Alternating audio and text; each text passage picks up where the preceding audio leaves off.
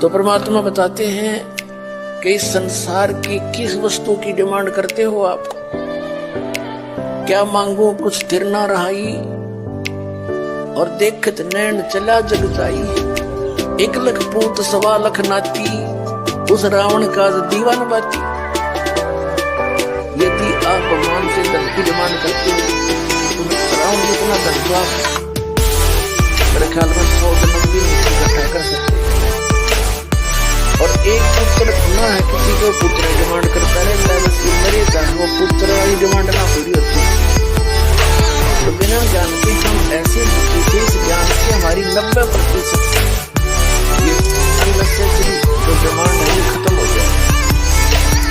और फिर भी आपको किसी चीज की आवश्यकता है तो भगवान दूर नहीं है, वो वस्तु देगा जो आपके भक्ति में बाधक ना हो।